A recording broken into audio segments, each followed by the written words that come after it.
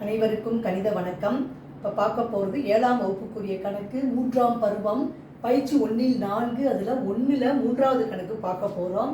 சுருக்குக 4.08 வகுத்தல் 4, அதாவது ஒரு தசம எண்ணை ஒரு முழு எண்ணால் வகுக்க போகிறோம். இப்போ தசம எண்ணை முதல் படி நம்ம என்ன செய்ய போகிறோம்னா முழு எண்ணை மாற்றிக்கிறோம். 10ல் 1 100ல் 1. அப்போ 100ஆல் வகுத்தோம்னா இந்த நம்பரை முழு நம்பராக எழுதலாம். 408/100. 10ல் 1 100ல் 1, அதனால 100ஆல் வகுத்துக்கிறோம். இன்ட்டு 1/4.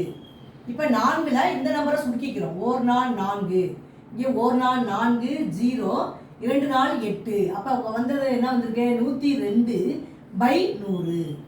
இப்போ பார்த்தீங்கன்னா இந்த கணக்கை பொறுத்த வரைக்கும் 2 0 இருக்கு. அப்போ அங்கேருந்து 2 0 தாண்டி எழுதணும். 0 2 இங்கே போட்டுக்கிறேன், புள்ளி வச்சுட்டு இங்கே 1ன்னு போடுறோம். அதாவது 1க்கு புள்ளி, இந்த 2 0க்கு 2 நம்பரை கொண்டு போயிடுறோம். அப்போ இந்த பக்கம் ஒரு நம்பர் வரும். அப்போ ஆன்சர் என்ன கிடைச்சிருக்கு அப்படின்னு பார்த்தீங்கன்னா 1.02. புரிச்சுங்களா?